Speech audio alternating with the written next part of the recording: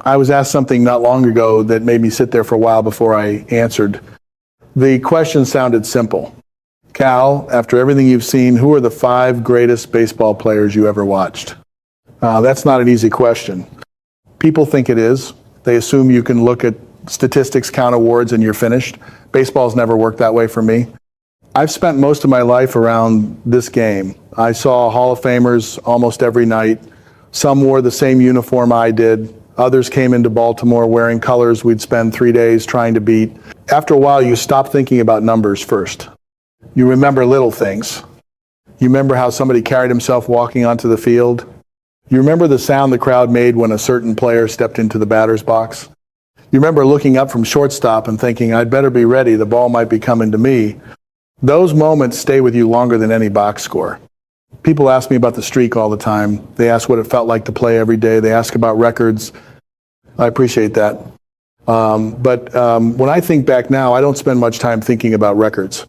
I think about the people. The game introduced me to men I'll never forget. Some were teammates, some were opponents, some only crossed my path a few times a year. That was enough.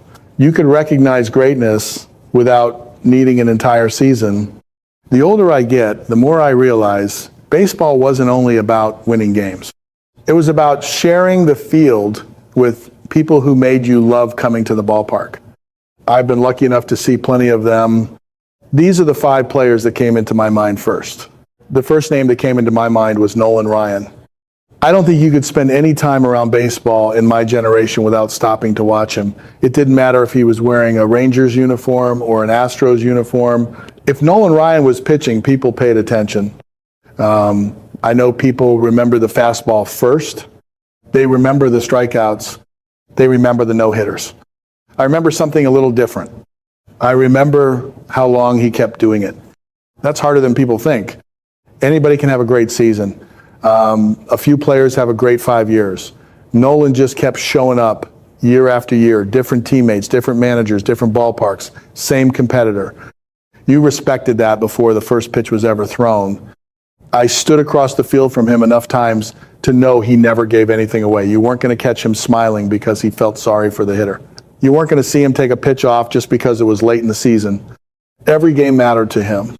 I always admired players who treated a Tuesday night in July the same way they treated October. Nolan was one of those players. There was something reassuring about watching a man who never seemed interested in making baseball look easy. He worked for everything. Every inning, every out. The older I got, the more I appreciated that. People talked about durability because of the streak I had. Whenever they did, I usually found myself thinking about Nolan too. We were different players. He was standing 60 feet, 6 inches away trying to throw the ball past people.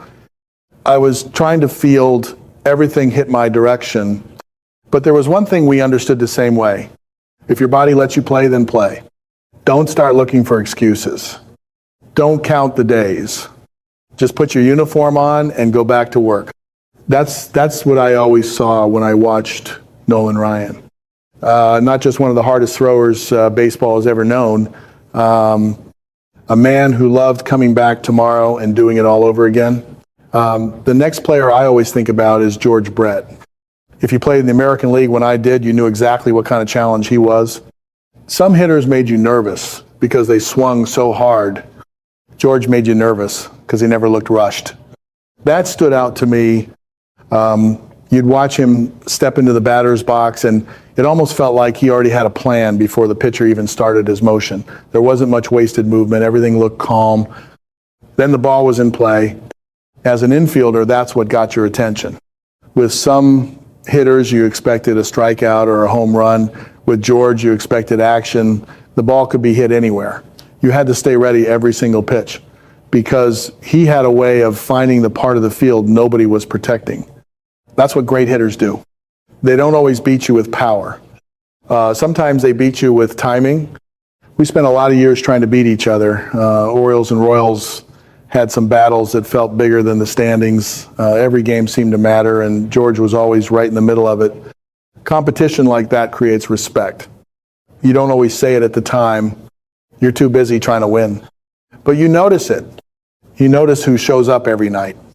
You notice who never seems overwhelmed by the moment. George was one of those players. People remember the batting titles. They remember the pine tar incident. They remember the highlights. I remember the consistency.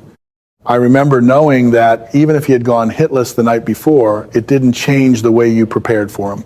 Nobody in our clubhouse ever said, don't worry about George Brett tonight. That conversation never happened. The older I get, the more I appreciate players who could keep that standard year after year.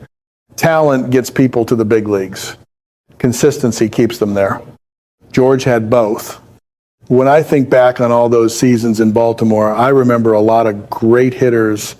But whenever George Brett walked to the plate, everybody on the field became just a little more alert.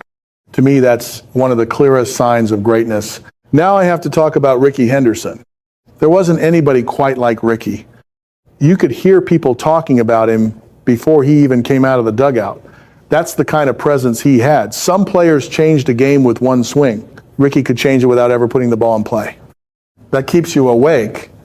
When you're playing shortstop, you start thinking a pitch ahead. If Rickey reached first base, the whole field felt different. You weren't only watching the hitter anymore. Part of your attention stayed on Rickey because you knew he was looking for an opening. He always seemed to be moving, even when he wasn't running. Some players stood on first base and waited for the next pitch. Rickey never looked like he was waiting for anything. You could almost feel the pressure building. The pitcher knew it.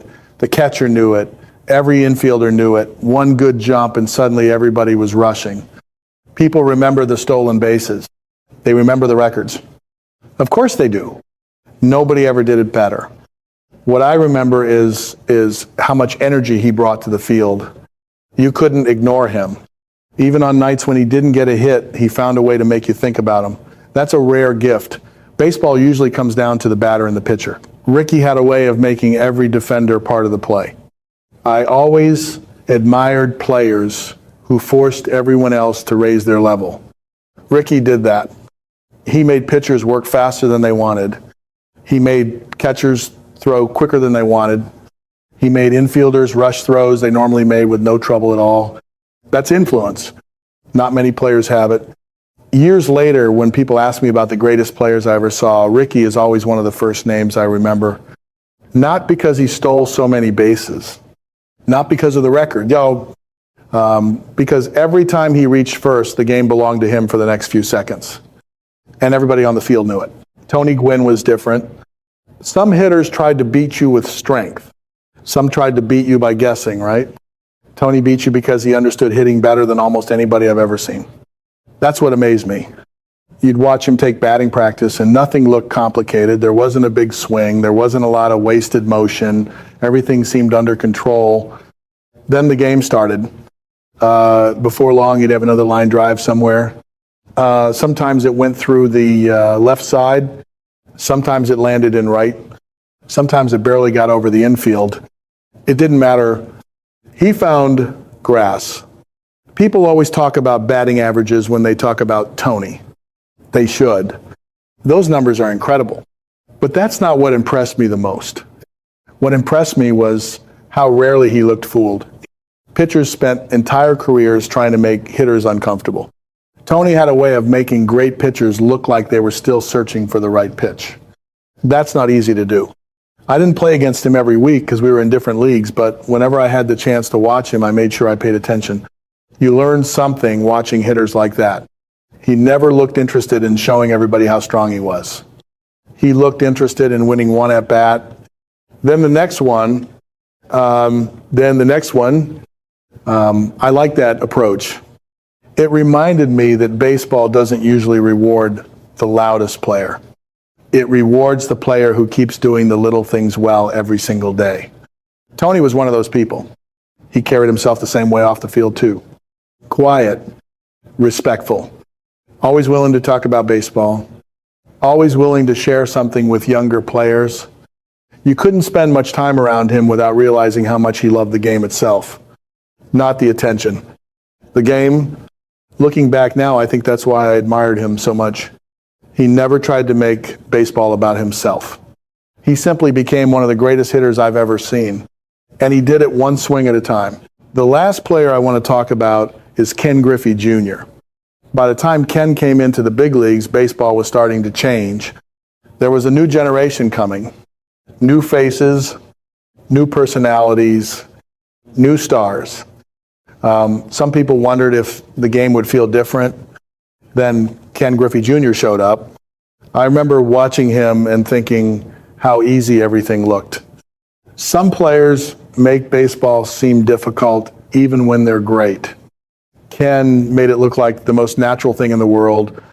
The swing, the way he tracked a fly ball, the way he carried himself, nothing looked forced. People remember the home runs. They remember that beautiful left-handed swing. Honestly, I don't blame him. It's one of the prettiest swings baseball has ever seen. But that's not the first thing I think about. I think about how much fun he looked like he was having. Sometimes people forget that baseball is supposed to be fun. When you've played this game long enough, it's easy to get caught up in pressure. You worry about winning. You worry about slumps. You worry about tomorrow's game before today's game is even over. Ken never seemed to lose that joy. You could see it every time he stepped onto the field. Kids loved watching him. Veterans respected him. That's not an easy combination. Usually you're one or the other. Ken managed to be both. I always appreciated players who respected the history of the game without trying to copy the past. Ken wasn't trying to be Willie Mays. He wasn't trying to be Mickey Mantle. He was Ken Griffey Jr. That was enough. The game needs players like that. Players who remind the next generation why they fell in love with baseball in the first place. When I think about all the incredible players I had the privilege to watch, Ken always finds his way near the top of the list. Not only because of the talent, not only because of the highlights, because every time he walked onto the field, you had the feeling you were about to see something worth remembering. And more often than not, you did. Looking back now, I realize those 5 names came to me faster than I expected. Nolan Ryan reminded me what dedication really looks like. George Brett showed me how consistency can wear down even the best opponents. Rickey Henderson proved one player could change an entire game without ever swinging the bat. Tony Gwynn made hitting look simpler than anyone had a right to make it look. And Ken Griffey Jr. reminded all of us that greatness and joy can exist together. The older I get, the less I think about records. Records eventually belong to somebody else. Numbers get broken. Awards collect dust. The people you were lucky enough to watch, those stay with you. Sometimes I'll catch an old game on television.